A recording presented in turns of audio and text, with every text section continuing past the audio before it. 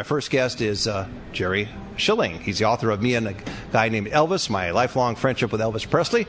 Jerry was a member of the Memphis Mafia, entourage in Hollywood, but actually met and became friends with Elvis in Memphis in 1954 at the age of 12, and of course Elvis about 17 at the time, at a football game in a local park. And welcome, Jerry, to Lunchtime with Ira. Thanks, Ira. Thanks for having me. What made you decide to actually write a book? Because I understand there was a little reticence on your part because of the typical friends of biographies that come out. Exactly. There's been so much written, Ira. And, you know, my wife actually got real sick about 3 years ago. She's absolutely fine now. And we started talking about life and different things. And it came up, you know, my life with Elvis and everything. And I really felt, well, is there something that hasn't been said? And then I realized there's everything that hasn't been said. The human side of Elvis Presley has been lost in this big, iconic image. We know what he did, but we don't know why or why he couldn't do something. And so my book is a real deep, insightful, fun things, difficult things, things at this hotel, look into Elvis. It's more, if you will, kind of a backstage pass into my friend. And it is a book that has been read by the family members of Elvis, and they seem to think you hit it on the nail. Yeah, I didn't ask for any approvals. I didn't ask for any in fact, I did not want any authorization. But as I finished the book, and I was in Hawaii with Lisa Presley, and I just said, you know, Lisa, I know it could be painful for you, but I'd love for you to read my book before I turn it over. And she said, but you said you were going to turn that book over either way. Oh yeah, I would not make any changes.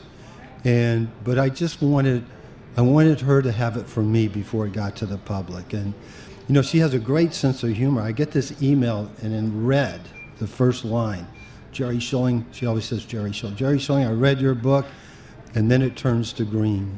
And you know, she said I captivated her father's spirit, which means the world to me. So whatever happens critique-wise now, I'm okay, because Lisa loved it. And of course, we have a quote of hers on the back of the book. When you started hanging out with Elvis, and of course, he just took off like a rocket and became, as you said earlier in the interview on Icon, there's that personal side, and that's what you write about. It has to be a strain and very stressful to, obviously everyone's human, and yet still have that iconic status. And you saw that up close for many, many years and decades, actually. Yeah. Were there moments when you wanted to just walk away from it and say, I need to just do my own thing and just not be You know, Ira, I did do that 3 times. The first time was the most difficult decision I ever had to make, because I had wanted to work with this guy for years. I was too young when he took off in '56 and whatever. Then in '64, I was in my senior year of college. I was going to be a history teacher and a football coach. And he asked me to go to work for him. And it was great for 3 or 4 years.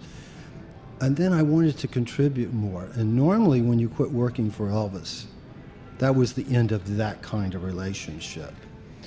And I wanted to get into film editing, and I quit working for Elvis, and I was trying to get a job, and about 4 weekends after I quit working for him, I got this call. You do that editing stuff on the weekend? I said, Elvis? He said, yeah. I said, no. He said, I'm coming by to pick you up. We're going to Palm Springs. So we kept a relationship, and then he came here to the Hilton, and what would happen is I got the job in film editing. I was apprentice film editor. My first job was scraping off labels of boxes of film that came back from overseas down in this basement. But Friday afternoon, I'd go to Santa Monica Airport, have a Learjet pick me up, come to the Hilton Hotel, spend the weekend up at the suite, working with Elvis, back to the basement on Monday morning. Well, that's the highs and lows. Yeah, exactly. Really, especially he was in the Elvis suite, so there was high, and you were down in the basement editing. That was low, or tearing off the label. Yeah, it seemed normal at the time. Sure. Writing this book, I look back, man, what an interesting life. Well, you mentioned, and I want to talk about your feelings about being in the Hilton now. It started out as the International, and he opened on July 31st, 1969. But he actually was there when the International, which became the Las Vegas Hilton, was being built, and it was amazing that he took part in promoting that. He was there with Alex Shufi and others to be on the construction site and sit down and go over the plans and all of that. Were you there with him during that time? I wasn't. I was editing. I was still coming on the weekends. You hadn't flown over yet. So I wasn't. Yeah. Okay. But I do know how excited he was, and this was his big first live concert in probably 10 years. He had done the '68 special, just for a TV audience. So he was thrilled. The whole thing he had been wanting to do for years, getting out of the movie contracts, was to go back performing live. And he was like a kid. He was just some happy. statistics in terms of wanting to perform live at the Las Vegas Hilton, originally the International. He performed 837 consecutive sold-out shows. He performed before 2.5 million people, wow. And his final show was December 12th, 1976. Yeah, I was here. You were there. That's what I was going to ask. Yeah. Was that an emotional time? I don't think we knew it was going to be his final show. I think if his health would have held up, he was going to play more. It was an emotional time, though, because he wasn't in the best of health. He wasn't at the top of his game. He was going through a lot, He'd gone through a divorce. I think he had reservations about it. He was having health problems. And as there's a log line in Me and a Guy Named Elvis, creative disappointments is the real cause of how we lost Elvis at such a young age. You write about that in your book, and you say that it was, I think, disappointment regarding some of the movies that he had appeared in because of contractual obligations, and Colonel Parker's insistence that he do these movies.